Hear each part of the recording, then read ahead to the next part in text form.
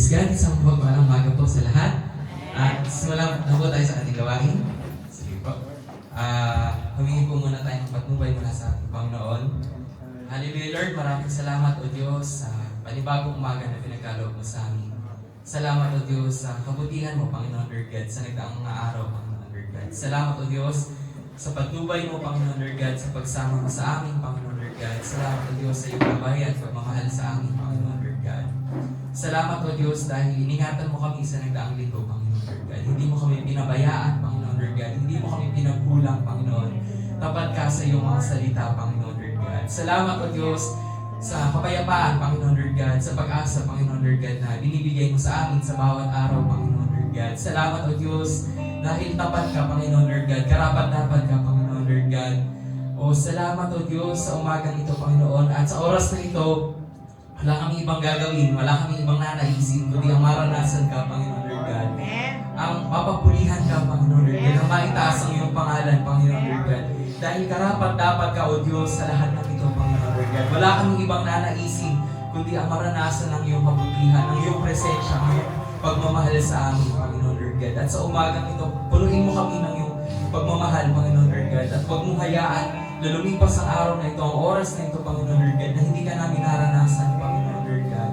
Huwag mong hayaan, Panginoon Lord God, na maging normal na linggo, ng pangkaraniwang araw lamang ito, kundi ito ay araw na espesyal sa iyo, Panginoon Lord God. At nawa, maranasan namin ang iyong pag-ibig sa lugar na ito, Panginoon Lord God. Alam namin sa aming pagpupuring ito, kasama namin ang mga anghel, kaya masaya kami, masigla kami magpupuri sa iyo, Panginoon Lord God. At walang humpay, Panginoon Lord God, ang aming pagsamba sa iyo, Panginoon Lord God. Ang the best para sa iyo, Panginoon Lord God. Maraming salamat, O Diyos. At kayo din sa aming mga kapatid na wala pa, patuloy mo silang ingatan sa pagpunta nila sa lugar na ito, Panginoon. Maraming salamat, O Diyos. At sa ilamang po namin tinitiwala ang buong gawain na ito, Panginoon. Maraming salamat sa pangalan ng Jesus. Amen and amen. Hallelujah. Hallelujah. Ayan yung muna basahin ko sa inyo ang verse mula sa John 15:13. Sabi po dito, greater love has no one than this, to lay down one's life for one's friend. So, sabi dito, wala nang ibang higit na pag-ibig, kundi ang ibigay ang iyong buhay para sa iyong kapwa. So, yun ang ginawa ng Diyos para sa atin, di ba? Nung namatay siya dun sa krus ng Kalbaryo, binigay niya lahat sa atin. Ang lahat ng kaligtasan, ang lahat ng pag-asa. So, kahit na marami tayong pagkukulang, marami tayong pagbagsak sa harapan ng Panginoon, marami tayong pagkukulang sa kanyang mga salita, tapat ang Panginoon sa kanyang mga salita. At sinabi niya na may pag-asa tayo, may kaligtasan tayo dahil ibinigay niya na ang kanyang buhay para sa atin. So, sa oras na ito, ating pasalamatan ng ating Panginoon dahil tapat siya sa kanyang mga salita. Amen po ba? Amen. Hallelujah. Sige po, mawin po tayo sa ating Panginoon kay buti ng Diyos.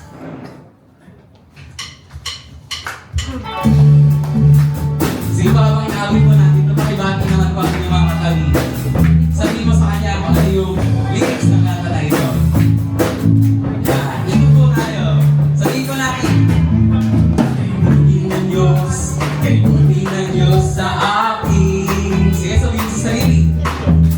Kay buti ng Diyos, kay buti ng Diyos sa iyo.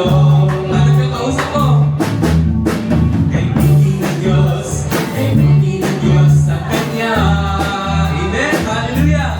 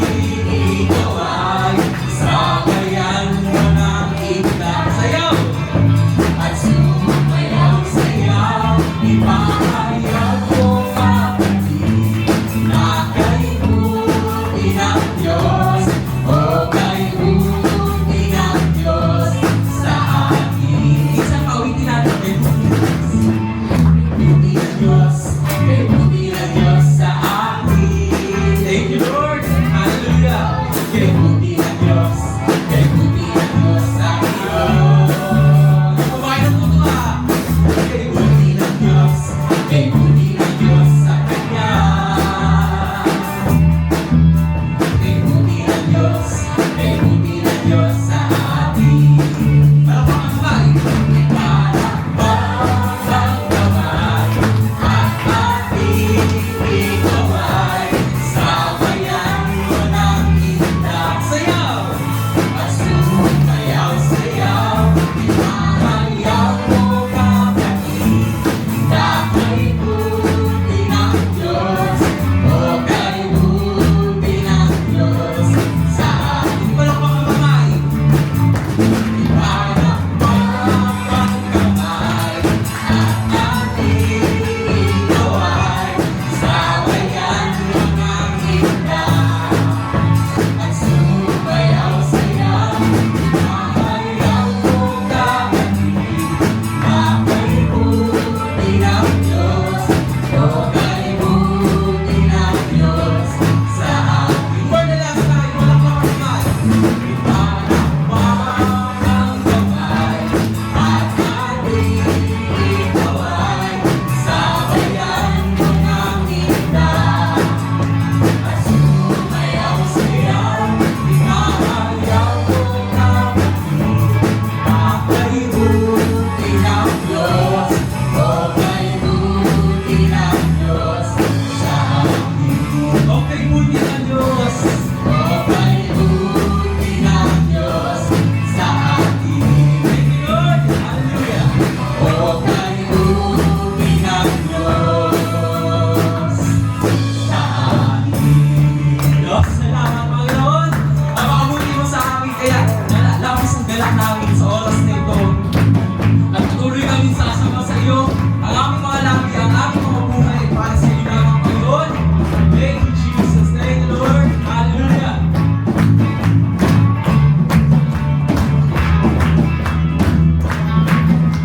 Ang aming o Diyos sa iyo aamin. Ika'y papurihan sa kalangitan. Manalangin mo, Diyos, sa iyo aamin. Ika'y papurihan sa kalangitan. Aking kamay itaas na, pangalan mo'y magpapili. Pagkat ikaw, O Diyos, ay dakilang. At napakasayaw, pagbigay papuri. At labis na galak nararamdaman. Pupurihin ka sa bawat lugar. Pupurihin ka sa bawat galaw. Itaas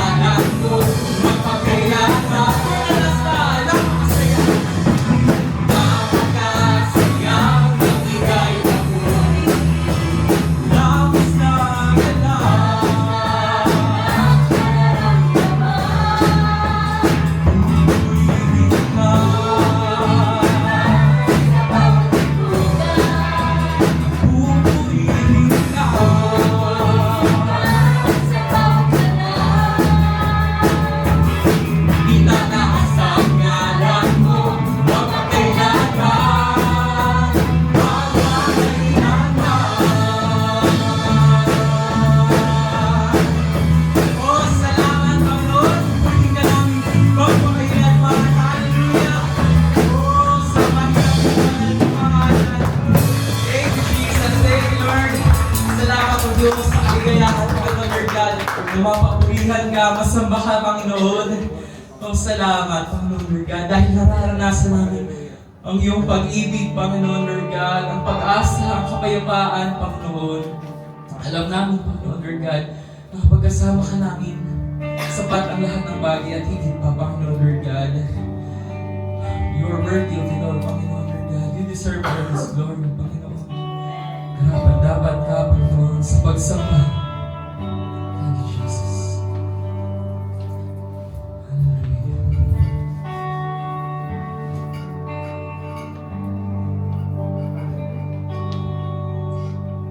Tingnan mo ang aking hanap-hanap sa gitna ng bawat takot at pag-iyak, sa kabila ng aking pagkukulang, katapatan mo, O Diyos, na aking naan.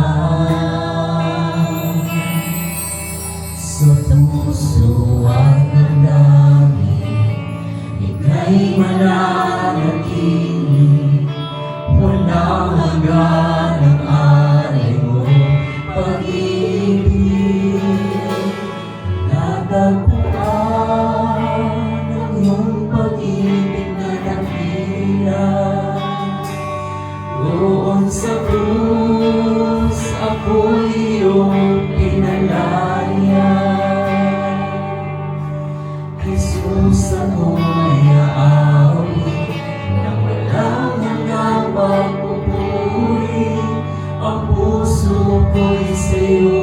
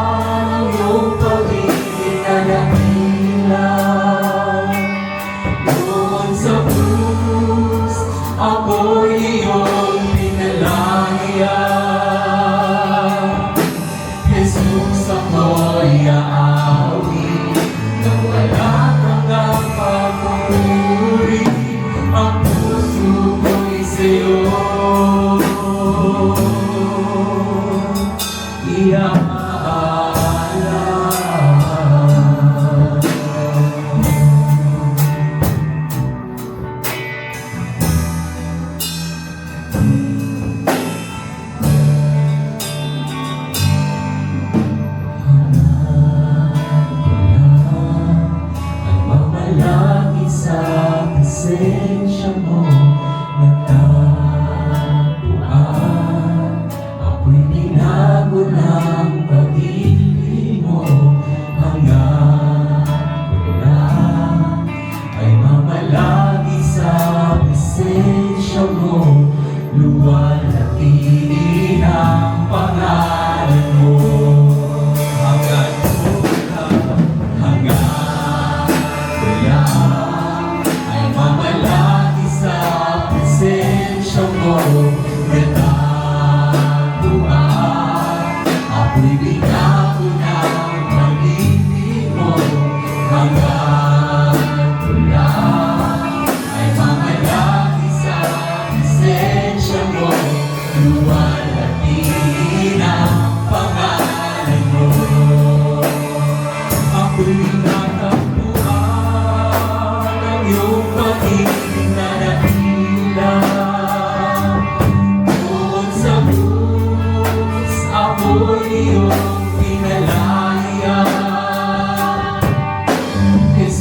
ako'y aawi nang wala kang mapupuri.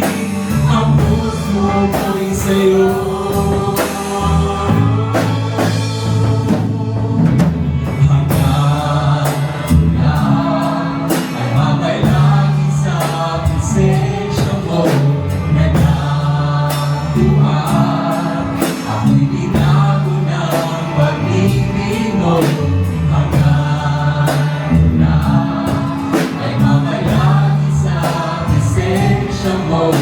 Luwalhatiin ang pangalan mo.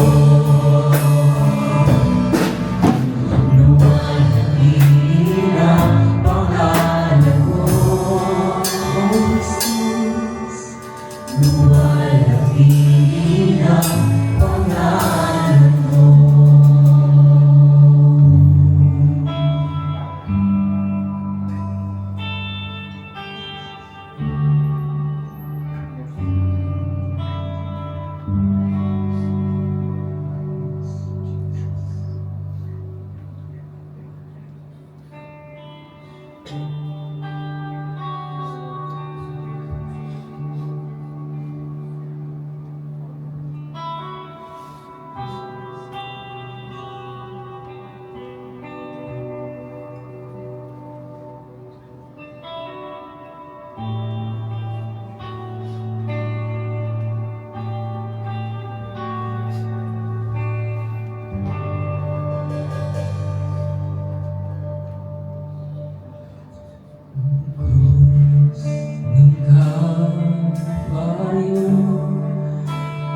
Alaala na pag-ibig mo, lahat ayong pasan, pagdaramdam kabiguan.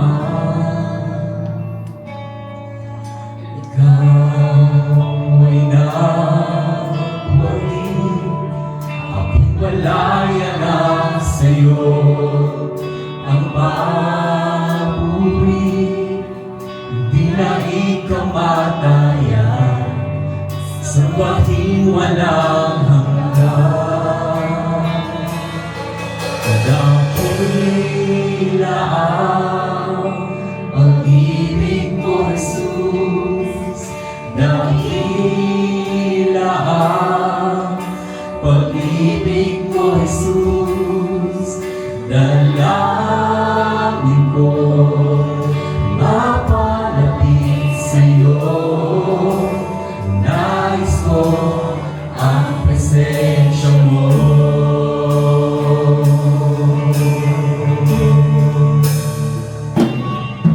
Ang krus ng Kalbaryo, ang siyang alaala na pag-ibig mo.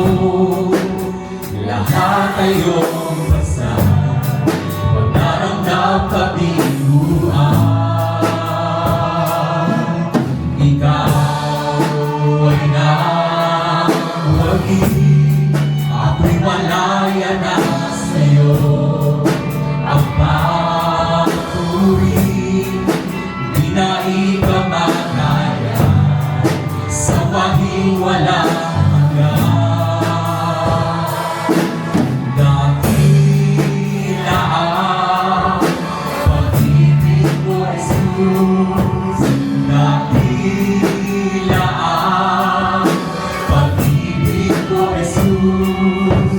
Dalangin ko mapalapit sa'yo. Nais ko ang dakila pag-ibig mo, Jesus. Dakila ang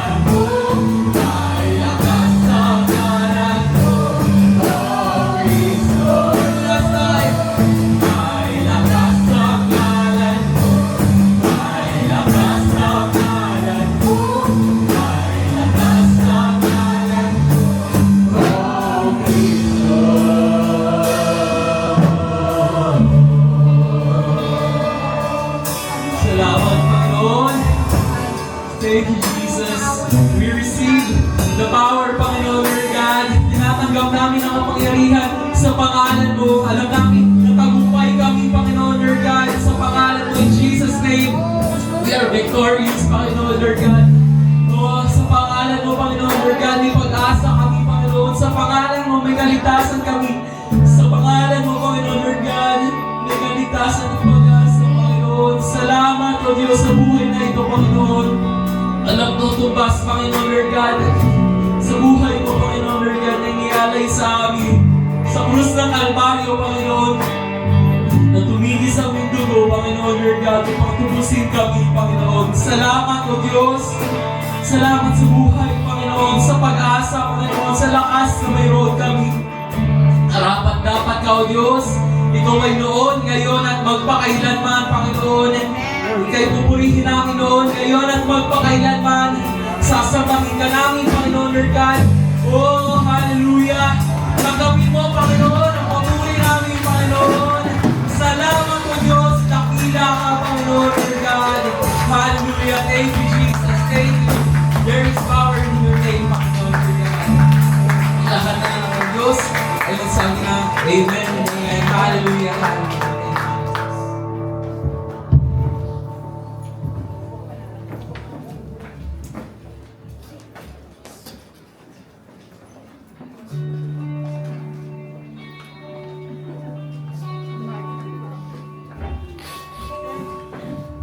Praise God. Kay buti po ng ating Diyos. Amen? Tunay po na nakakapagpala ang ating pong awitan sa umaga na ito at nararanasan po natin ang presensya ng Panginoon. Sige po, habang hinahanda po natin ang ating pagbibigay, no po, nais ko lamang po kayong encourage sa umaga na ito. Tunay nga po na si Lord, kapag naging tapat tayo, mas tapat siya sa buhay natin. Amen po? At, hindi na po ulit ako nakatayo. Nais ko pong ipatatawa ng konti yung pong karanasan namin sa Panginoon. Ano po? Simula nung ako po yung nagbuntis, ng tao, ng anak, at ngayon po, may si baby. Nung nung mga panahon na yon about giving po, ano po, pagpapala ng Panginoon. Yung, nagtatrabaho po kasi ako, at may in-expect po akong maternity benefit. So, kinumpute ko na po kung may mag-compute. Pero siguro tinuturuan tayo ng Lord na huwag mag-compute. At siya ang bahalang magpala po sa atin na sapat at higit pa sa ating pangailangan. Amen po? Alam niyo po yung na-receive ko pong maternity benefits nun. Beyond, yun po sa akin po kina-expect. Nagulat na lang ako na, yun pala yun. Mas higit sa akin pong nasa computation. Amen po? At naranasan ko din po na ang Lord sa 9 na buwan na po, nagbo-vitamins mo ako, magastos mo pala. Magastos mo pala mabuntis hanggang magkaanak na po. At darudan kalooban ng Lord, siya po ang magpo-provide na po. 9 na buwan, nagbo-vitamins, nagpapa-check up, yan. At alam niyo po, sa kapurihan ng Panginoon, hindi ko man po naranasang mag-alala sa aking pong pangailangan. Nauuna lagi na po ang provision ng Panginoon. Amen po? At yun nga po nakakatawa, di po ba? Alam naman po yun na gusto ko mag-normal delivery. Kasi isang po dahilan, mas tipid. Namamahal po kasi yung cesarean, naririnig ko 100,000, ganyan. Sabi ko, Lord, nag-ipon naman po kami, kaya naman po, pero mas pa din na makapagtipid, di po ba? So, walang choice, nag-overdue po ako at nauwi sa cesarean. Pero alam niyo po, ang amazing kay Lord, ang laki ng na-discount po namin sa ospital. Na po yung mga in-inquire ko sa mga kakilala ko na babayaran, sobrang mas mababa dun sa kanila pong mga nagastos sa ospital. At that time po, may promo pa yung cesarean package dun po sa ospital. Kaya nakakatawa po ang Panginoon po. At marami pa po na mga pagpapala ang Lord provision sa ating pong mga pangailangan. At a pabor sa Panginoon. Kasi po meron po kaming naranasan, hindi kami pinagbayad ng doktor. Di po ba? Kaya po tapat ang Diyos sa mga taong nagtatapat sa Kanya. Kaya gusto ko po kayong i-encourage na po na sa mga panahon, sa ating pong pagbibigay sa Panginoon, lagi lang po tayong magtapat sa Lord. Di man po natin nakikita sa ngayon, pero higit ang kayang ibigay na pagpapala ng Diyos sa bawat isa sa atin. And it's very overwhelming. No po, parang nagugulat ka na lang na po yung may kanta pong gano'n parang hinahabol ka ng pagpapala ng Panginoon. At mamanghain ka ng Diyos sa kanyang kapangyarihan. Sige po, tayo po'y manalangin. Lord, sa lahat ng papuri, Panginoon. At kami, Lord, ay kinakasangkapan mo lamang, Panginoon, at pinaparanas, Lord, sa amin kung gaano kakabuti at katapat katulad po ng aming ginawit, Panginoon. Tunay nga, Lord, na kami ay nag-uumapaw sa kagalangan, Panginoon, na sa mga material na pagpapala na ito, mga material na bagay na meron kami, Panginoon, ito ay galing sa iyo. Katulad ng panalangin ni Haring David, ibinabalik lamang namin sa iyo, Panginoon, ang mga bagay na ito. At karapat-dapat ka sa mga pagpapala na ito, Panginoon. Hindi namin kayang tumbasan ang iyo pong ginawang kamangha-mangha sa buhay namin, Panginoon. Kaya Lord, malugod ka sa amin pong paghahandog sa umaga na ito. Parangihin mo po ito at malayo ang maabot ng mga pagpapala po na ito ng Panginoon. Purihin ka, Ama. Bless mo po ang aking mga kapatid. At anuman, Panginoon, ang kanilang pangailangan, katulad ng ipinaranas mo sa aming Panginoon, iyo pong katagpuin ang pangailangan ng bawat isa, higit pa sa aming pong inaasahan. Purihin ka, Ama, sa iyo lahat-lahat ng kalulhatian at pagpupuri sa pangalan ni Jesus. Amen. Amen. Purihin po ang Panginoon. Of the world. What? Hanggang ano po yata, 13. Wala po ba yung 13? Verse 13. Ayun, in my vision at night, I looked and there before me was like a son of man coming in clouds of heaven. Parang Daniel po yan sa Daniel. So hanggang doon po lang, siguro po yung verse 11 and 13 ay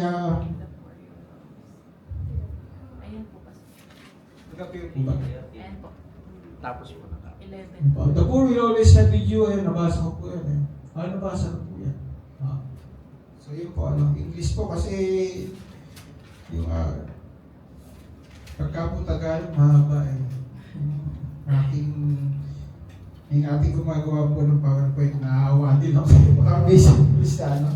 Kaya yung English ko na lang So yun po, yun po yung eksena na kung saan ay yung ating pag-aaral, doon po iikot yung ating pag-aaral. Matthew 26, 1 to 13.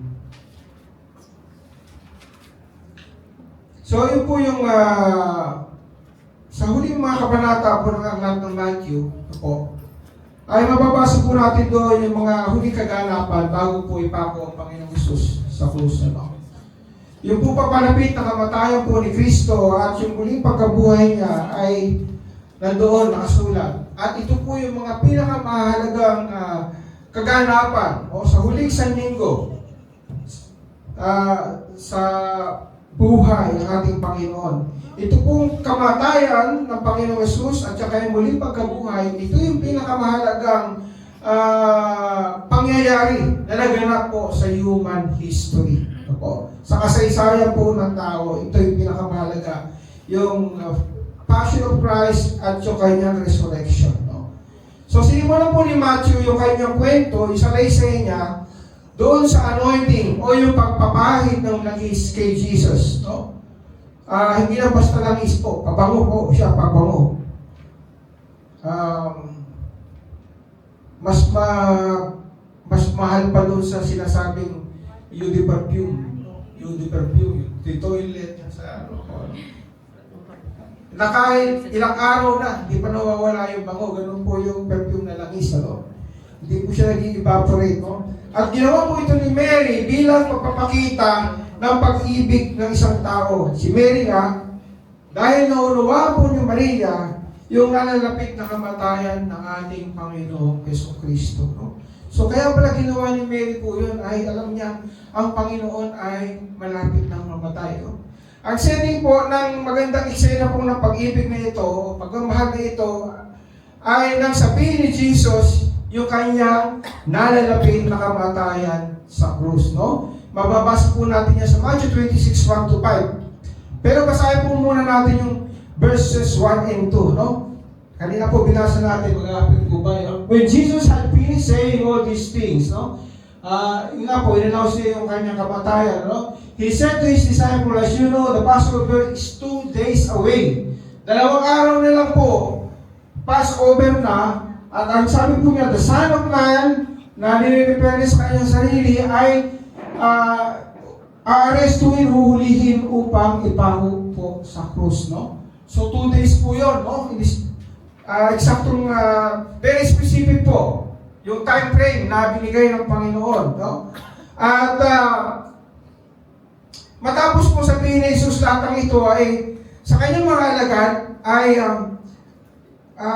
si Matthew po kasi ay noong verse 1 sinabi ni Matthew ng kanyang sinabi po ni Matthew, no?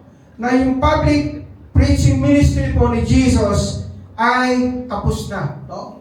So nakatuon na po ngayon yung paningin ni Jesus doon sa siya ay papunta na, papalapit na doon sa krus ng Kalbaryo. No? Sinabi po ni Jesus sa kanyang mga tagasunod na 2 araw na lamang, no? Ay Passover na, Pasko na. No? Alam nila na malapit na, alam po ng mga alagad na malapit na yung feast. Hindi po pista, malapit na yung feast o yung celebration po ng Passover o yung unleavened bread, no? Pero hindi po nila naunawaan na yung paparating na feast, yung Passover o yung Paskwa, ito yung tunay na Passover. Ito yung kaganapan ng Passover na sineselebrate po nila sa simula pa na sila lumabas sa Egypt hanggang sa kasalukuyang panahon na ito. Ano po ang pag-aaral, ano? Hindi po alam yun ng mga alagad, ano? At dito nga po sa Passover na paparating, 2 araw, si Jesus po ay siyang magiging bilang Passover Lamb. Siya po yung kordero ng Diyos na iaalay na para sa kasalanan po nating mga tao. Po. Ito po yung ika-4 na beses na sinabi po ni Jesus sa kanyang mga agad na siya po ay maghihirap at mamamatay sa krus. No? Mamamatay sa Jerusalem. No? Exactly sa Jerusalem. No? At pero po ito po yung kauna-unahang pagkakataon na sinabi niya yung nga po kung sinabi ko kanina eksaktong time frame kung kailan ito magaganap. No? After 2 days, siya po ay i-crucify. No? At sa ganito pong sinabi o pananalita ni Jesus ay pinapakita po niya na bukal sa kanyang kalooban yung paparating na paghihirap na kailangan niyang pagdaanan po doon sa krus ng Kalbaryo. Bukal po siya, tanggap po niya yung darating na mangyayari sa kanyang paghihirap. No? At siya po ay naging masunurin sa Ama hanggang sa kamatayan. No? Niyakap po niya yung plano ng Diyos sa kanyang buhay. Po, in effect, sinasabi po ni sa Ama, lead me to the cross. Ama, akayin mo ako hanggang doon sa cross. No? So, grabe po grabe yung pagsunod ni Jesus, grabe yung dedication niya, yung pag-ibig niya sa Diyos Ama. No? Pansinin po natin na tinawag ni Jesus ang kanyang sarili bilang Son of Man. No? Anak ng tao. No? Ito po ay messianic title mula po sa Daniel 7:13 to 14. Yung kanina po nag-appear siya. No? Ito po yung messianic title patungkol po doon sa siguro po natin si verse 13. Verse 13. Balik po tayo. Messianic title po na nakasulat sa Daniel chapter 7 verse 13 to 14. Po.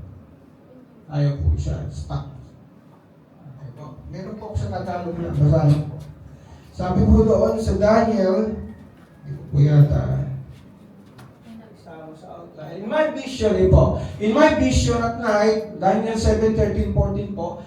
In my vision at night, vision po ni Daniel, I looked, and there before me was like Son of Man, coming with clouds of heaven. He approached the Ancient of Days and was led to His presence. He was given authority, glory, and sovereign power. Next po. All nations and peoples of every language worship Him. His dominion is an everlasting dominion that will not pass away, and His kingdom is one that will never be destroyed. So ito po, minention yung Son of Man, anak ng tao. Opo. Siya po ay, yung pong anak ng tao noon, yung tao na yun, si Jesus po yun, prophecy po yun, ang Messiah, ang tagapagligtas, at siya po ay nag-appear sa Scripture upang iligtas ang tao. No? Son of Man. Tao po yung iligtas, kaya ang Diyos nagkatawang tao. No? Sa Book of Romans, ang sabi naman, Son of Man, gusto ng Diyos na iharap tayo sa Diyos, Son of Man. No? Pag sinabi yung Son of God, si Jesus naman ay ipinakikita sa atin. Ang Diyos ay ipinakikita sa atin sa katauhan po ni Jesus Christ. No? Po? Ganun po ang paliwanag po ng ibang Bible scholar. No? So, ito po ay Messianic prophecy po, Messianic title ni Jesus sa Daniel 7:13-14 na kung saan ay isang tinaanak ng tao ay dudulog sa presensya ng Diyos at siya ay bibigyan ng authority, kalwalhatian, sovereign power. No? Ang lahat ng bayan daw po, lahat ng bansa, lahat ng mga wika ay sasamba sa Kanya at ang Kanyang kaharian ay hindi po mawawasak. Ano po? So, ganun po ang power ng Panginoon. Ano? Si Jesus po ay anak ng tao. Siya po ang pinuno. No? Jesus is the Son of Man. Siya ay leader. No? Siya ang may full control sa lahat ng magaganap sa mga susunod na araw. Doon sa Matthew 26 onwards. Ano po? Siya po ay ipahuhuli upang ipako sa krus. Ano? Pero walang sino man ang kumuha ng kanyang buhay. Ibig sabihin, kusang loob po na ibinigay ni Jesus ang kanyang buhay. Po? At yung pong daan patungo sa kalwalhatian ay dire-diretso po yun. Papunta po sa krus ng Kalbaryo. At hindi po ito pinag-alinlanganan ni Jesus. Hindi siya nagdalawang isip na hindi magpatuloy o huminto papunta doon sa ultimate sacrifice ng kanyang buhay doon sa cross ng Kalbaryo. No? Doon po sa Matthew 26:3-5, mga religious leaders po ay makikita po natin nagbalak, nag-scheme po sila ng masamang laban kay Jesus. Ano po? Matthew 26:3-5, ano sabi po doon? Then the chief priests and the elders of the people assembled in the palace of the high priest, whose name is Caiaphas, and they schemed to arrest Jesus secretly and kill him. But not during the festival, they said, or there may be a riot among the people. No? So makikita po natin doon na ito po yung mensahe na mababasa po natin sa Psalms chapter 2. Hindi ko na po nilagay yung Psalms chapter 2 kasi mahaba po siya. Na kung saan mababasa po natin doon sa awit 2 na ang mga pinuno ay nagkatipon upang magsabuatan laban sa Panginoon at sa kanyang pinahiran o anointed one. Pasanin po natin na ang mga pinuno ay hindi nagtipon-tipon hanggang sa ipahayag ni Jesus ang nalalapit niyang kamatayan. No? Nagtipon-tipon lamang po yung mga religious leaders na sabihin po ni Jesus na after 2 days, ako ay ipapako sa cross. At tila ba, ipinapahiwatig na binibigyan na sila ni Jesus ng permiso para po siya ay dakipin at ipako sa cross. Ano? So, makikita po natin dito na isinusuko ni Jesus sa kanyang sarili sa mga mangyayari. No? Ngunit, huwag po tayong magkakamali na akala, si Jesus pa rin po ang in charge sa lahat ng mangyayari. Siya po ang may control sa lahat ng magaganap. Po, alam niya dumating na ang kanyang oras at dahil silang dali siya ng Ama patungo sa cross ng Kalbaryo. No? So nice po ng mga religious leaders na hulihin at patayin si Jesus. Pero natatakot sila sa karamihan. Meron po kasi yung mahigit 2 milyong tao sa Jerusalem. doon sa Passover na yon, no? At karamihan po doon mga pilgrims, galing po sila sa labas ng Jerusalem. Pupunta lamang sila doon para i-celebrate po yung unleavened bread, no? Yung pong Festival of the Unleavened Bread o yung Passover po, no? At yung mga time na ito ay kabubuhay pa lamang ni Jesus kay Lazaro. Ano po? Kabubuhay po lamang ni Jesus kay Lazaro, no? At sa pagsisimula po ng linggo na iyon, pumasok si Jesus sa Jerusalem at sa araw po yun ng Palm Sunday. Araw po yun ng Palaspas, ano? Sakay siya ng isang asto at kung saan siya ay pinupuri at kinikilala ng mga karamihan ng tao, ng mga tao. Alam po ng mga religious leaders na sa ganitong sitwasyon ay hindi nila maaaring hulihin at dakitin si Jesus dahil magkakaroon po ng malaking kaguluhan o rayo, no? Kaya kailangan nilang maging maingat sa kanilang mga hakbang. Kailangan maging lihim ang mga bagay na kanilang gagawin, no? Plinano po nila na dakitin si Jesus pagkatapos po ng Passover, no? Pero si Judas lang pala ang magbibigay sa kanila ng tamang pagkakataon, no? Ito po ang mga kaganapan sa susunod na dalawang kabanata po after Matthew 25, ano? 26. Ano po, after Matthew 25, no? So sinabi po ni Jesus na sa oras ng kanyang kamatayan, sinabi po niya yung oras ng kanyang kamatayan at sinimulan niya ang paglakad na papunta po doon sa krus ng Kalbaryo, no? So punta po tayo sa talagang kanina po ano yung introduction ng umaga. So ito po yung tema po na nakasign sa akin, no? Jesus was anointed at Bethany. Number 1 po, Mary's extravagant love for Christ. Ano po? Ito nakasulat na po. So, letter A, Mary anoints Jesus with expensive perfume. Mababasa po natin yan sa Matthew 26, 6-7. No? So, dito po makikita po natin na nagkaroon po ng nagbalik-gunita po si Matthew. No? Sa isang tagpo ng naunang linggo. No? Ito po ay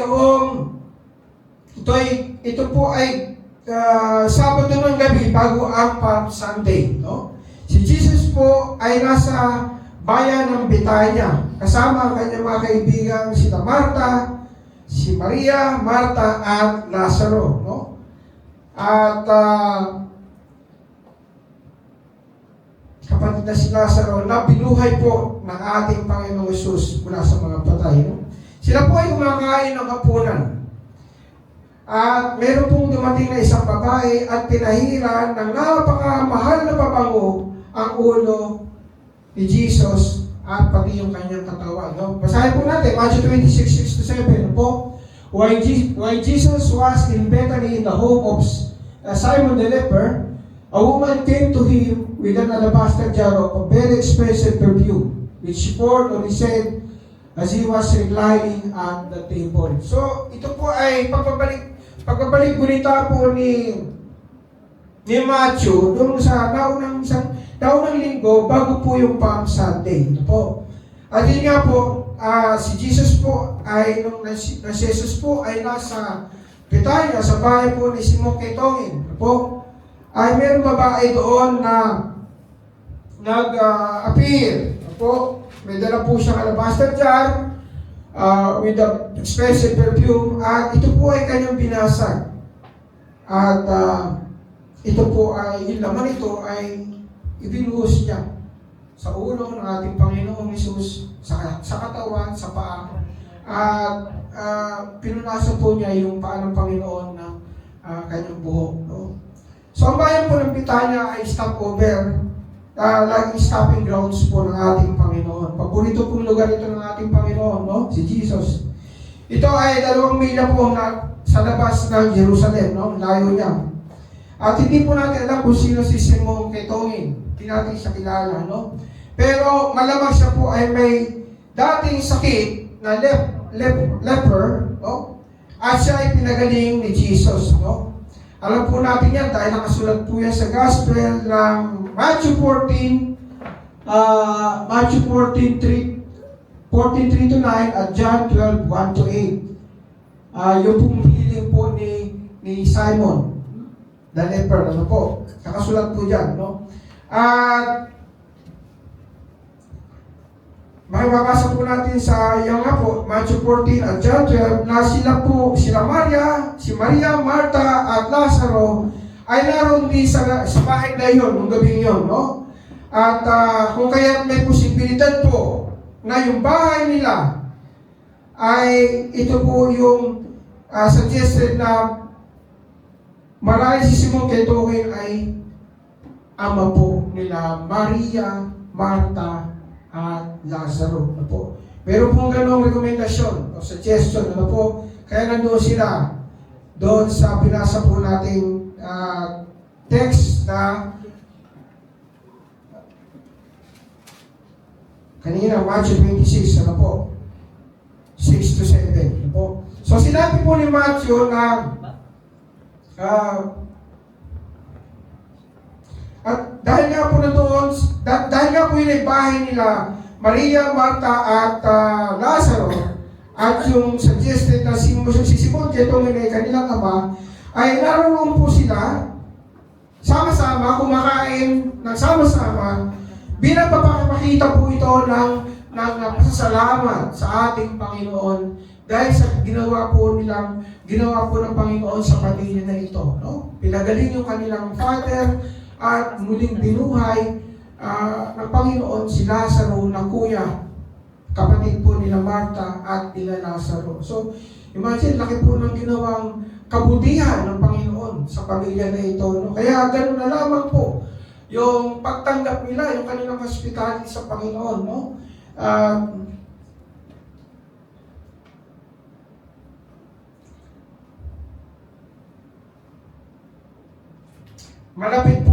Naging malapit po ang pamilyang ito sa ating Panginoon Kristo, no?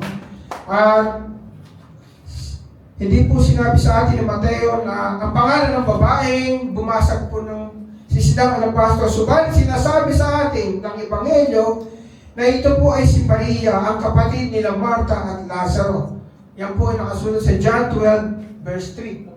Doon po. Sa John 12 verse 3 nakasulat siya. Kasi Maria po yung babae yun na hindi po pinagit yung pangalan kanina, no? So sinasabi po sa atin ng Mateo na ang pabango na ginamit ni Maria ay very expensive. Napakamahal po ito, no? Sa Gospel po ni Mark ay sinasabi po ito ay higit pa sa isang taong sweldo ng isang manggagawa, no? Kaya uno gagamit kayo ng pabangong isang taong sweldo ang katumbas, no? Siguro po kahit ito ng mga prinsesa sa Middle East, no? Iubos nila sa bathtub yung pabango at kaliligo sila sa pabango, no? Napakamahal po, no? Kahit na po yung nalagyang alabaster jar na binasag po, yun daw po ay may value rin. Meron siyang value. May value siya. Magkakahalaga po ng malaki. Ito po ay isang banga na may mahabang liig na kailangan basagin upang makuha o maibuhos ang nakalabang pabango, no? Samantalang si Judas po, kung ikukumpara natin kay Maria, po, ipinagkaloob po niya ang ating Panginoon sa Kristo sa maliit na halaga, mas maliit na halaga, 30 pirasong pilak. Halaga po ito ng isang injured slave, injured servant, doon po sa panahon ng Bible, no? So grabe po pala yung ginawa ni Maria sa ating Panginoon. Ang anointing po ng oil sa ulo ni Jesus ay reserved lamang. Ang anointing po ng oil sa ulo ay reserved para lamang sa mga guest of honor. Karisabay po nito yung paghuhugas ng kanilang mga paa. Pero sa halip na common household oil, ang ginamit po ni Maria, hindi po Johnson baby oil lang ang ginamit niya. Ang ginamit po niya ay napakamahal na pabango, no? At hindi lamang niya pinahiran ng langis ang ulo ni Jesus. Ibinuhos pa niya ibinuhos pa niya sa ulo ni Jesus at hinayaan itong umagos pababa sa katawan ng ating Panginoon Kristo. Doon po sa Ebanghelyo ni Juan, ay sinasabi sa atin na ibinuhos din ang iba sa kanyang mga paa at pinahiran ito ng kanyang mga buhok. No? Ang salitang Kristo po, ang Misayas, ay nahulugan ng anointed one o pinahiran. At gano'n niya ang ginawa ni Maria. Pinahiran niya ni Maria ang Mesyas o ang tagapagligtas ng labis na act of love. Ano po? Extravagant act of love ni Mary po. No? So, punta po tayo sa letter B. The disciple object to this waste of money. No? Ang mga alagad po ay hindi nagustuhan ang ginawa po ni Mary. No? Doon po sa Matthew 26:8-9, nasabi po doon ay, when the disciples saw this, they were indignant. Why this waste? They asked. This perfume could have been sold at a high price and the money given to the poor. No? So, sabi ng mga alagad, sayang yung pabango. Dapat ibenta na lang yan at ibigay sa mga mahihirap. Itulong sa mahihirap yung perang pagbibigay. No? So, hindi po makapaniwala yung mga alagad sa kanilang nakita. O, habang ibinubuhos po ni Mary ang expensive perfume sa ulo ni Jesus, no? Hindi po nila ito nagustuhan. Yung pag-aaksaya, sa tingin nila pag-aaksaya ng pera, no? Mas mabuti daw ipagbili at ibigay yung pinagbilan sa mga dukha, no? So, makikita po natin dito, reasonable naman po yung objection ng mga alagad, no? May kakiliran po sila. Nais ng Diyos na kaligayan po natin yung mga mahihirap, yung mga dukha, no? At sa totoo lang po, sa mga nakaraang chapter sa Matthew 25, si Jesus po mismo yung nagsabi na isa sa mga pangunahing paraan na ipakita ang pag-ibig natin sa ating kapwa ay arugain po natin ang mga dukha. No? Nakita po ng mga alagad yung perfume na tumulog mula sa buhok ni Jesus papunta po dun sa sahig, pababa, ano? At ang tanging nilang naisip ay sayang yung pabango, no? Lagi po may mga tao daw na iisipin na ang pagsunod natin kay Jesus o sa Panginoon o sa Diyos ay pag-aaksaya. No? Pero po mga ganong tao, hindi mawawala po yan. Hindi mawawala, no? Si Bill Gates po, nung tanungin siya, si Bill Gates, no? Yung may-ari po ng Microsoft, no? Nagtanungin po si Bill Gates tungkol sa pananaw niya sa Diyos at sa church. Sa isang interview, ang sagot po ni Gates ay ito, ay i-quote ko na lang po. Just in terms of allocation of time, of resources. May PowerPoint po ba, no? Wala po yata. May PowerPoint kaya. Ito po matandaan, eh. Sabi po nila ay ganito, just in terms of allocation of time, resources, religion is not very efficient. There's a lot more I could do. I could be doing on a Sunday morning. No? Sa Tagalog po, tinagalog ko, ang religion daw ay pagsasayang lamang ng mahalagang oras o panahon. No? Maraming mas mahalagang bagay na magagawa ako sa linggo ng umaga. Yun po yung katwiran po ng Bill Gates. No? At si Bill Gates po, mayaman po ito. May-ari siya ng Microsoft po. No? So, iba po talaga yung pananaw ng mga tao na wala silang pananampalataya sa Panginoon. Taliwas dun sa ating pinaniniwalaan na tayo po ay mga Kristiyano na. So punta po tayo sa letter C, Jesus defends her demonstration of love. No? Sa pagtutol po ng mga alagad ay ipinagtanggol po ng ating Panginoon yung pong ipinakita ni Maria na pagmamahal kay Jesus. No? Sabi po sa Matthew 26:10-12 ay, aware of this, Jesus said to them, why are you bothering this woman? She has done a beautiful thing to me. The poor you will always have with you, but you will not always have me.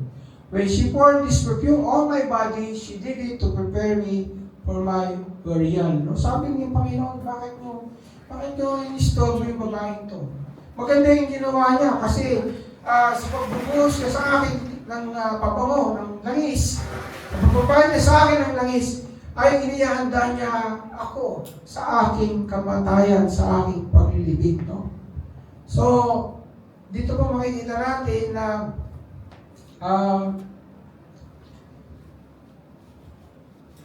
gets po ni Mary yung mangyayari sa ating Panginoon. No? Pinatanggol po ni Jesus si Mary dahil magandang bagay ang ginawa nito sa kanya. Ang nakita pag-aaksaya po ng mga alagad ay nakita maganda ni Jesus bilang pagpapakita ng pag-ibig sa kanya. O, patungkol po sa pagtulong sa mga dukha, marami po kasing pagkakataon na ang mga dukha ay matutulungan po ng mga alagad. Pero yung oras po na ito po yung oras na talagang narito yung isang tao na mas mahalaga kaysa sa mga dukha. Yung po si Jesus na kung saan ay 2 days na lang siya po ay iaalay na. I-crucify sa cross. Ang totoong Passover ay 2 days magaganap. No? Yun po ang tinignan, pinaliwanag ng Panginoon na merong mas higit pa sa mga dukha sa oras na ito ay yun nga po ay siya na kung saan ay inapprove po niya yung ginawa ni Mary na siya ay ihahanda nito sa kanyang kamatayan. No? At ang sabi pa po ng Panginoon, no?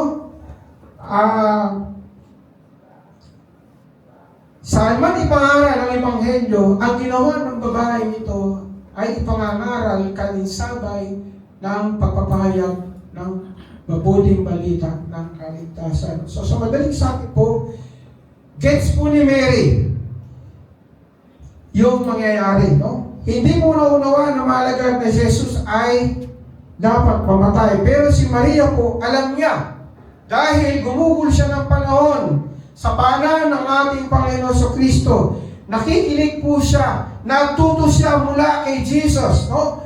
Alam niya ang kahalagahan ng Jerusalem para sa kanyang Panginoon. Ito na marahil yung huling pagkakataon na makikita niya si Jesus. Kung kaya, ibinigay po niya ang pinakamainam, ang pinakamabuti sa Panginoon na nanggaling po sa kanya. Ito po yung marahil ay yung huling pagkakataon makikita niya ang Panginoon. Ibinigay niya kay Jesus ang lahat. Binasag po niya yung sisilang alabastro. Binuhos ang laman nito sa ulo ni Jesus. Pinunasan niya ang kanyang mga paan, ang kanyang buhok. No?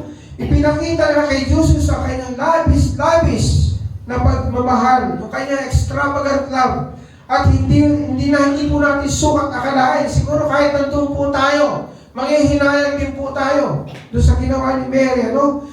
At ang nangyari po ito ay tinawag ni Jesus na isang magandang bagay.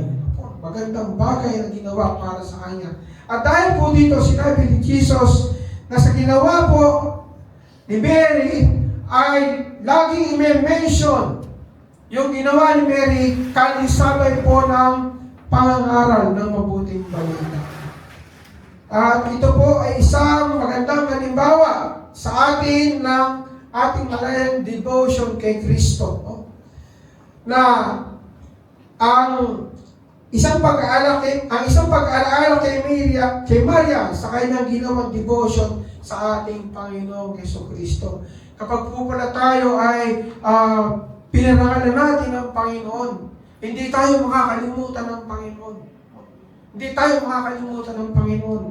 Basta gumawa tayo ng isang bagay na mabuti sa Kanya, na nakabase po sa ating pananampalataya sa Kanya, lagi po itong may credit sa kaharian po ng Diyos. No? Gaya po na sinabi ni Jesus sa kanyang kwento ay ipangaral sa buong mundo. Sa buong mundo. Ito po ay natala sa Gospel of Matthew, Mark, and John. At ngayon nga po pinag-uusapan natin si Mary. No? So totoo po ang sinabi ng Panginoon, nagaganap ang kanyang salita. Punta po tayo sa number 2, God's extravagant love for us. Ito po. Sabi po sa John 4:10, sinabi po ni Jesus dito ay, this is love, not that we love God, but that He loved us and sent His Son as an atoning sacrifice for our sins. So, hindi daw tayo, ito raw ang pag-ibig. Hindi sa tayo ang unang umibig sa Diyos, kundi ang Diyos ang unang umibig sa atin. Po, at pinakita niyo po ito sa pagsasugo ng kanyang anak na namatay po sa ating mga kasalanan. No? Dito po sinabi ni Jesus na kwento po ng extravagant love na ito ni Mary ay papahayag. Kaling sabi na pangaral ng Ebanghelyo. At ito po ang susi sa buong pangyayari. No? Ang anointing po kay Jesus, ni Mary, ay hindi maihiwalay sa gospel. Dahil sa krus ay pinakita ng Diyos ang kanyang labis-labis na pag-ibig naman sa atin. No? Yung nga po binasa natin, no? Ito po ay ginawa ng Panginoon, ipinakita niya nang isugo niya ang kanyang anak. No? God sent His Son. Narito na ang pag-ibig. Isinugo ng Diyos ang kanyang anak nang ipakita po ni Mary ang kanyang pagmamahal kay Kristo. No? Isinugo ng Diyos ang kanyang anak nang ipakita po ni Mary ang kanyang pagmamahal kay Kristo. Ibinigay na rito ang pinaka-the best sa kanya. Yung nga pong alabaster perfume. No? Samantalang ang Diyos naman ay pinakita ang pag-ibig sa atin, yung pinakamahalaga sa Diyos, yung kanyang bugtong na anak ay sinugo niya sa mundo upang ito po, siya po, si Jesus ay mamatay para sa ating mga kasalanan. Bayaran po yung ating mga kasalanan. No? Jesus came willingly. Hindi lamang po sinugo ng Diyos si Jesus, kundi kusang loob pong naparito sa mundo si Jesus. Sinabi ni Jesus sa kanyang mga alagad, 2 araw pa at Pasko na, at ang anak ng tao ay huhulihin upang ipako sa krus. Alam po ni Jesus na ang paparating niya kamatayan sa krus. Magagawa po niyang talikuran ito, magagawa niyang tanggihan ito. No? Ngunit hindi po ito ginawa ni Jesus. No? Willing po siyang mamatay sa krus dahil sa pag-ibig niya sa Ama at pag-ibig po niya sa atin. No? At sa atin ay ang epekto nito sa ginawa ng Panginoon ay dapat ganun din. Kung paano na minahal ni Jesus ang Ama, kung paano niya tayo minahal, dapat ganun din po tayo magsakripisyo sa Panginoon. Dahil gumagawa tayo, sumusunod tayo sa Panginoon, dahil mahal natin ang Diyos, mahal natin si Jesus, at mahal din po natin ang ating kapwa. Lalo na po yung ating mga kapatid sa pananampalataya. Jesus' body was broken for us. No? Doon po sa kamanga-manga at labis-labis na pag-ibig ng Diyos na bayubay ang katawan ng ating Panginoon na bugbog para sa atin. No? Kung paano po ang sisidang alabaster ay nabasag, o kung paano po ito binasag ni Mary, nabasag, at umagos ang laman itong mahal na pabango, ganoon din ang katawan ng ating Panginoong Jesucristo na nabugbog at tumigis yung kanyang mahal na dugo, walang bahid dugis na kasalanan sa ikapagpapatawad po ng ating mga pagkukulang sa Panginoon, ng ating mga kasalanan. Kung paano mahalaga ang pabango ni Mary, higit na hindi po ito maikukumpara sa walang kapantay na halaga ng dugo ng ating Panginoong Jesucristo. Ang dugo po ng ating Panginoong Jesucristo, ang tanging buhay, ang tanging dugo na maaaring ipantubos sa kasalanan po natin dahil ito po ay walang bahid dugis ng kasalanan. Hindi po ito yung kamatayan ng Panginoon, yung dugo ng Panginoon, hindi po pwedeng kantsawan ng devil na ang dugo niya ay makasalanang dugo, makasalanang buhay ay pantutubos sa atin. No? Ang dugo po ng Panginoon ay walang bahid dugis ng kasalanan. Kaya ito po ay worthy na tumubos sa atin sa kamatayan at wala hanggang pagturusa sa impyerno. Sabi po sa unang Pedro 1:18-19 sa NIV po, sabi po doon, for you know that it was not with perishable things such as silver or gold that you were redeemed from the empty way of life handed down to you from your ancestors, but with the precious blood of Christ, a lamb without blemish or defect. Walang bahid, dungis ng kasalanan po. Walang ginawang kasalanan ng ating Panginoon sa Kristo doon sa kanyang earthly ministry dito sa lupa. No? Kaya sabi sa Book of Revelation, worthy is the Lamb to receive glory, honor, praise, power, glory, and thanksgiving. Lahat po. Dahil siya nga po ay karapat-dapat. No? Inanoy po ni Mary ang ulo ni Jesus. Ito po yung ulo na kung saan ay pinupok. Ito po ay sinaldakan ng koronang tinik. No? Duguan po ang dugo ang ulo ng ating Panginoon sa Kristo. No po? Inanoy ni Mary po yung sacred head po ni Jesus, no? Na nasugatan para sa atin, ano? Inanoy niya ang katawan niya na nabugbog para sa atin. Inanoy ni Mary yung paa ni Jesus. Ito po yung nasugatan. Ito po yung kung saan yung mga malalaking pako na puro kalawang ay tumagos sa kanyang mga paa. Ano po? Sinabi po ni Jesus dahil yung kasaysayan ni Mary ay ipahayag kalisabay ng Ebanghelyo. Ang labis-labis na pagmamahal ni Maria kay Kristo ay ibabahagi kasabay ng labis-labis na pag-ibig ng Diyos sa atin. Po. So nandun po yung parallelism na nangyari kay Mary at yung love of God para po sa atin. Ano? Yung love ni Mary sa Panginoong Jesus at yung pag-ibig ng Diyos sa atin. Punta po tayo sa number 3, no? Our extravagant love for God, no? Ito po yung maghahatid sa atin sa huling punto, no? Ang ating labis-labis na pag-ibig sa Diyos. Grabe. Labis-labis po ba yung pag-ibig natin sa kay God? Extravagant po ba tayo kung magmahal sa Panginoon, no? Letter 8 po, we love Him because He first loved us. 1 John 4:19. Po, ito, minamahal daw natin ang Panginoon dahil Siya ang unang nagmahal po sa atin. Ang Diyos po ang nag-initiate po ng love para sa atin, no? Hindi po tayo ang unang umibig sa Diyos kundi dahil Siya ang unang umibig sa atin, no po? Tayo po ay mga makasalanan at nangangailangan ng tagapagligtas, no? Inibig po natin ang Diyos dahil Siya ang unang umibig sa atin. Ang pag-ibig natin sa Diyos ay hindi hihigit sa pagkaunawa po natin yung kahalagahan binayaran ni Kristo doon sa krus ng Kalbaryo. Nakunawa po ba natin yung halagang binayaran ng Panginoon para sa atin? Nakunawa po ba natin yun, mga kapatid? Nakunawa po ba natin kung gaano tayo kamahal ng Diyos? Kung alam natin, magkakaroon po ito ng malalim na epekto sa pag-ibig po natin sa Panginoon, no? Letter B po, ang gospel demands response, no po? Makikita po natin ang gospel po ay humihingi ng pagtugon. At ang pagtugon po na unang hinihingi sa atin ng Panginoon ay maniwala tayo. Manampalataya po tayo sa ginawa ng ating Panginoon, no? Sa pag-alay niya ng kanyang buhay upang tayo po ay mapatawad. Ipinakita po ng Diyos ang kanyang extravagant love for us.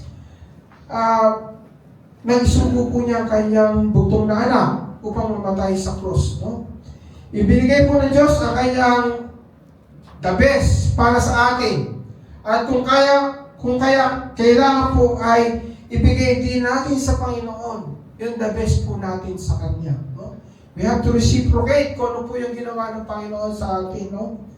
At ano ba ang pwede nating i-sacrifice sa Panginoon? Tulad ni Mary, ano yung pwede natin i-pour out, ibuhos para kay Kristo, no po?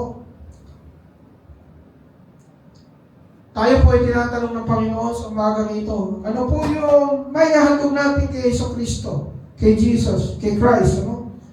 Ano po yung may bubuhos natin para sa Kanya? Ang pag-ibig po at pagsamba kay Jesus ay higit pa sa mas mahalaga kaysa anumang bagay. Mas mahalaga kaysa anumang pagtulong sa mga dukha. At ang Diyos po at si Jesus ay nais nilang yun ang gawin din natin dahil ito yung commandment ng Panginoon sa atin. Ito ang commandment ng Diyos, ito yung utos ng Diyos. Pero si Jesus po ay lubhang mahalaga at siya karapat-dapat sa lahat ng ating pagsamba. No? Ano po yung ating alabaster jar of perfume sa umagang ito? Ano po? Ano yung pwede natin, yung mahalaga sa atin na maaari natin huwag naman mangyari, may pagpalit sa relasyon natin sa Panginoon.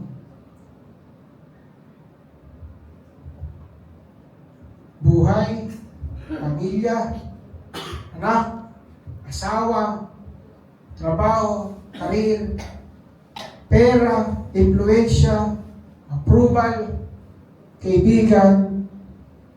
Kaya po ba natin ipagpalit ang lahat ng ito kay Kristo? Kaya po ba natin ibigay ang lahat sa atin, sa Panginoon sa umagang ito? Wala pong sakripisyo na nakahigit pa kay Jesus. Wala katumbas. Wala pong may equal tayo sa ating Panginoon, sa kahalagahan ng Panginoon sa ating buhay. Ipinakita po ni Maria kanyang labis sa pagmamahal kay Jesus. Nang basagin niya ang kanyang alabaster jar at ibuhos ang laman itong pabango kay Jesus. No? Ipinadarama naman po ng Diyos ang kanyang pag-ibig sa atin. Naisuwi niya ang kanyang buktong na anak, namatay sa krus, at yung kanyang dugo ay umagos upang tayo po ay magkaroon ng buhay na walang hanggan, kapatawaran sa ating mga kasalanan. Kapag ito po ay tunay nating naunawaan, ang labis-labis na pag-ibig ng Diyos sa atin, magiging daan po ito para sa atin na ipakita o ipadamatin sa Diyos ang ating labis-labis na pag-ibig sa Kanya sa paraang ibibigay natin sa Kanya ang pinakamabuti, ang pinakamainam, at ibubuhos o ihahandog ito sa harapan niya sa pagsamba, sa pag-ibig, at pagpupuri. Purihin po ang Panginoon. Salamat po.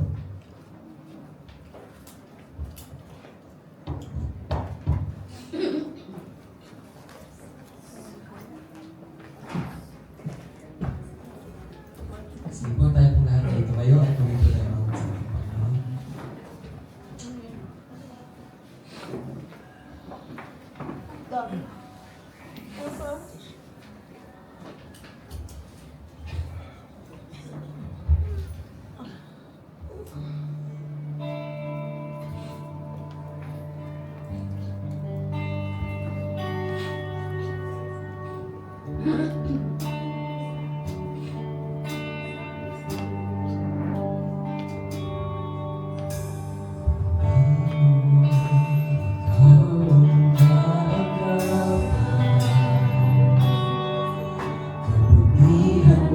sa ating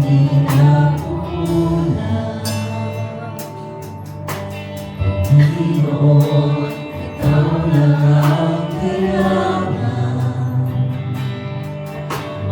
Kailanman sa'yo ako'y mananahan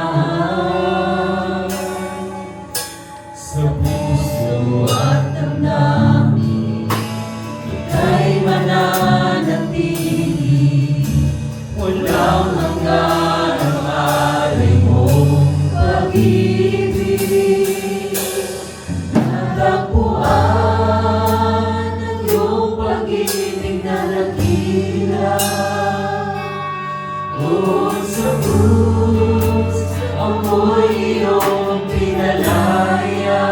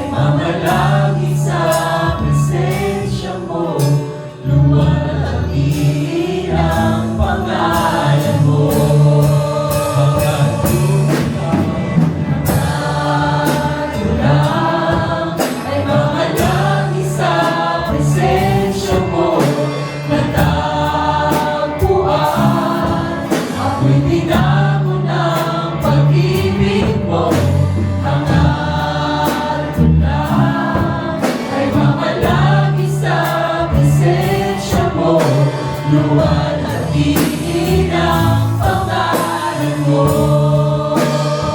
Ako'y natagpuan ng iyong pag-ibig na dakila. Doon sa krus, ako'y iyong pinalaya. Jesus, ako'y awit na walang hanggang pagpupuri. Ang puso ko'y sa'yo.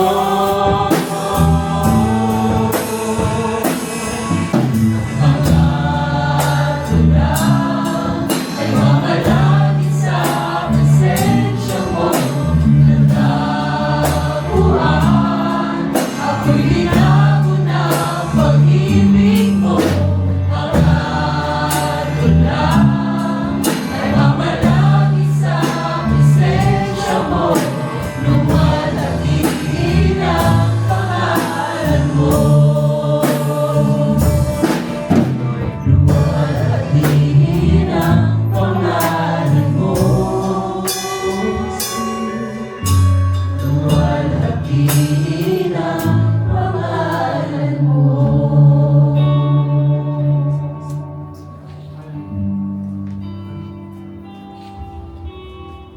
Hallelujah. Maraming Diyos, salamat Panginoon sa mensahe mo, Panginoon. Sa amin, sa umaga na ito, Panginoon. Lord, ngayon po ay malinaw na po namin nakikita, Panginoon, ang kahulugan po ng binasa namin text, Panginoon. Na salamat dahil mas naging malalim ito sa amin. Mas naging buhay, Panginoon. At dahil dito, Diyos, hindi na po kami mahihirapan, Panginoon, na ito'y sundin, Panginoon, i-apply sa aming mga personal na buhay, Panginoon. Ikaw ang may gawa nito, Panginoon, sa amin.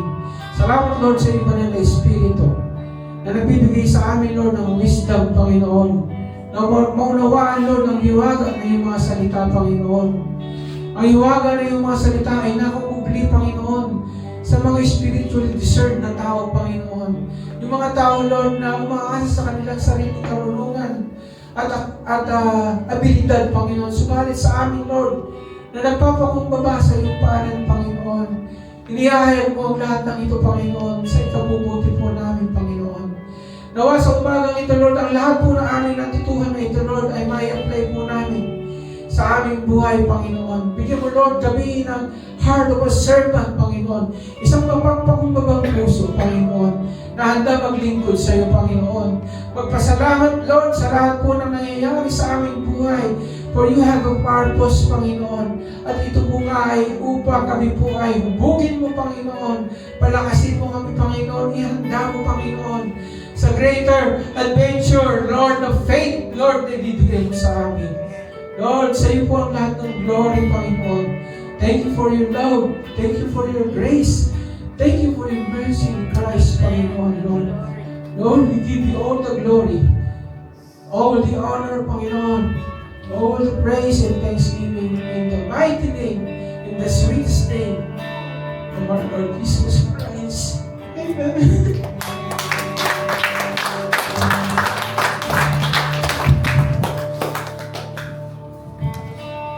Sige po, bago po tayo po ay hanap po muna tayo ng prayer partner po natin. Tayo po yung manalangin sa office.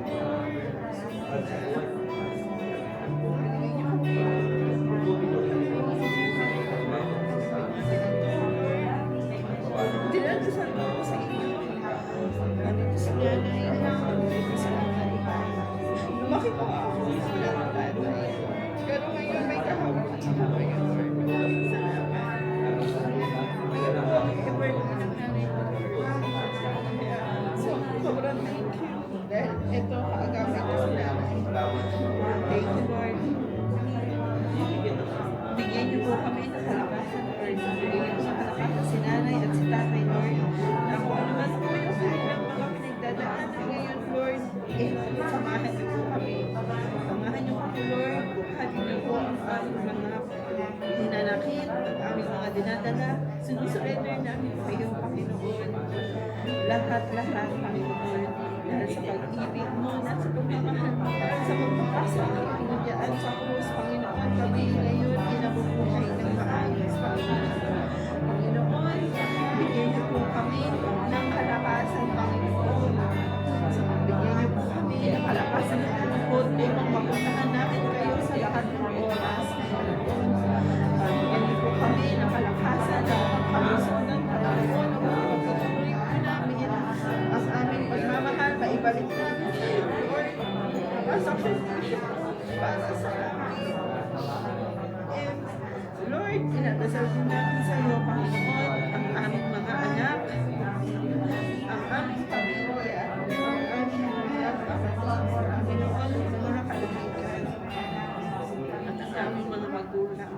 Panginoon, gabayan niyo po kami lahat, Panginoon, at bigyan niyo po kami na sa puso namin ng pagmamahal namin sa isa't isa. At Panginoon, kung ano-ano nilalaman namin sa aming mga kapatid na hinanakit o mga paglalalaw, pawili na kayo, Panginoon.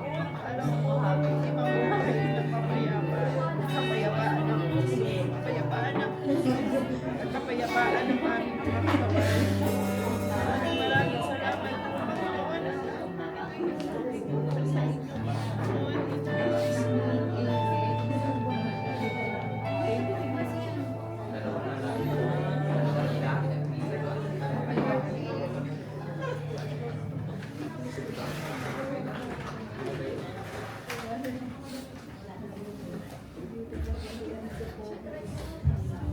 Praise God po. Ano niyo po talagang si Lord, worthy siya ng lahat ng bagay na meron tayo. Amen po. Pag talaga nag-grasp natin kung gaano tayo mamahal ni Lord, kung gaano kalaki yung bagay, kung gaano kalaki yung binigay niya para sa atin.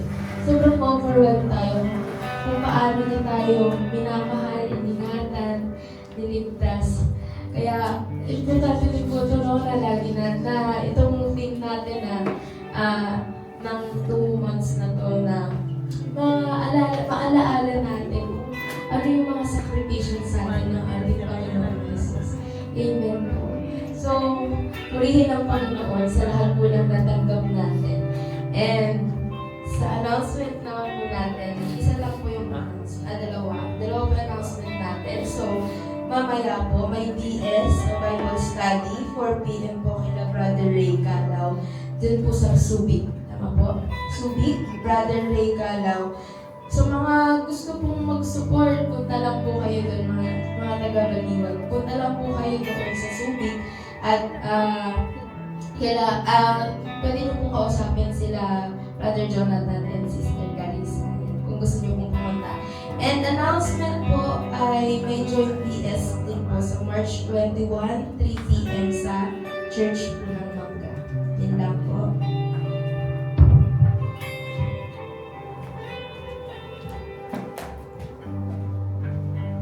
Tayo po natin. Siyempre po, Panginoon.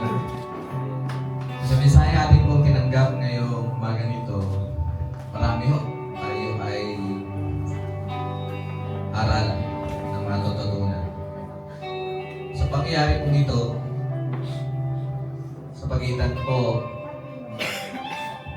ni Mary at ng mga alagad, lumalabas po yung tunay na nilalaman ng puso nila. Siguro tatandaan niyo po na may sinabi ang Panginoon,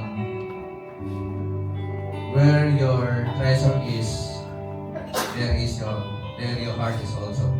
Kung nasaan ang iyong kayamanan, andun ang iyong puso. At doon sa case na ito, mga kapatid, ni-reveal ni Lord kung nasaan ang kayamanan ng dalawang grupong to, dalawang mga tao ito. Sa case po ng mga alagad, ang kayamanan po nila ay wala sa Panginoon. Ni-reveal lang. Nihayag lang, pinakita lang, in-expose lang ni Lord ang tunay na nilalaman ng puso o tunay na kayamanan po ng mga alagad. Wala sa Kanya. Hindi nakatuon sa Kanya. Hindi siya. Hindi doon sa maaaring sa tao, sa kapwa, pinapahalaga nila na sana daw ay doon ibinigay or maaaring doon sa pera. Dahil nandun din po si Judas na may interest doon sa pera. Actually, siya yung malamang na nag-insight na sayang yun, sayang. Oo nga, sayang. Baka nabuyo din sila. Nagkagaya-gaya. Actually, hindi lang si Judas yun, pati ibang mga alin. Pero si Mary, in-expose ni Lord yung tunay na laman ng puso ni Mary. Kung sino yung kanyang talagang treasure. At yun, walang iba kundi si Jesus. Na willing siyang ibigay lahat-lahat, kahit gaano kamahal niya. Dahil mahal naman niya ang Panginoon. Amin ho ba? Hingit sa kanino man o ano man. Tayo po'y manalangin. Panginoon, marami pong salamat o Diyos sapagkat ang aral mo ngayong umagang ito, Ama, ay nagpapakita lang po, Panginoon, kung gaano ka karapat-dapat sa lahat ng pagdakila, paglilingkod, at higit sa lahat sa pagmamahal namin, Panginoon, na dapat lang po yukol namin unang-una sa iyo, Panginoon. Dalawa lang po ang commands mo, Lord, na nabubuod. Na ikaw ay una namin mahalin higit sa lahat. Mahalin ang buong puso, kung lakas, kung isip, kung kaluluwa. At pangalawa lamang ang pagmamahal namin sa aming kapwa tulad na aming pagmamahal sa aming sarili.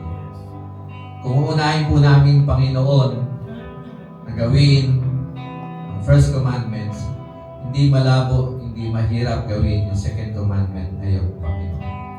Kaya ang dalangin namin, O Diyos, bigyan mo kami ng puso, lubos, ganap, higit na nagmamahal sa iyo, Panginoon. Kesa kanino man, kesa anuman, Panginoon o Diyos. Hayaan mo po, Panginoon, mula sa araw na ito, ay makita po namin sa aming mga sarili, Ama. Yung pong kaliitan po namin, Panginoon, kukumpara sa kalakihan mo. Yung mga ginagawa po namin, Panginoon, napakaliit po nito. Kung ikukumpara sa ginawa mo para sa amin na ibinigay mo ang iyong buhay upang kami iligtas. Mula sa kalingkingan, Panginoon. Kaya Lord, kulang pa ang aming oras, kulang aming lakas, kulang aming buhay, Panginoon, para tumbasan ang dakilang pag-ibig mo na nahiyag doon sa cross ng Kalbaryo para sa amin. And we do not deserve, Lord, your forgiveness, your love, your grace, O God. Pero ginawa mo yun, Panginoon, hindi dahil kami, kundi dahil ikaw, Panginoon. It's not who we are, but who you are, Lord. Kaya maraming salamat po, Panginoon, sa iyong biyaya, sa iyong pag-ibig na ito, na pinakita mo sa amin. At hayaan mo, Panginoon, mula sa araw na ito, Lord.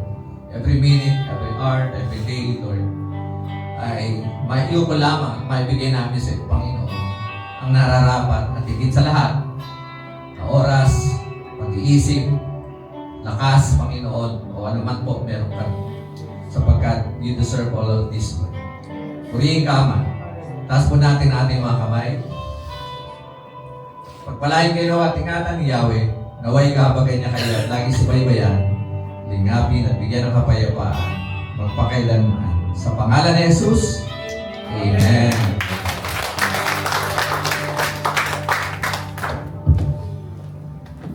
Praise God. So, share lang din po ako kasi natuwa ako sa tinuro ko. Naisip ko lang po, ang daming, alam niyo po ba yung term na parang foreshadowing? Parang, yung story na ganito, related siya sa isang story. So, parang kanina, yung pagbasag ng alabaster jar, yung parang sabi ng pastor ni kanina, parang yun yung mamahalin para sa kanya, sa tao na yun. So, katulad sa ating Panginoon, yung pinakamahalaga sa kanya, which is Jesus Christ, yun yung binigay niya sa atin. Di ba po? So, di po ba kayo natutuwa dahil meron tayong kaligtasan mula sa ating Panginoon? So, sa oras na ito, ating awitan ng ating Panginoon dahil sa labis na galak, tayo ay sasama sa ating Panginoon. Amen. Amen? Praise God.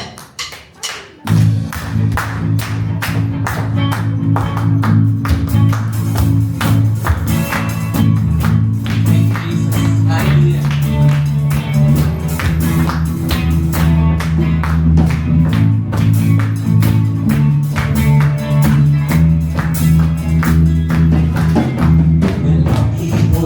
Diyos sa'yo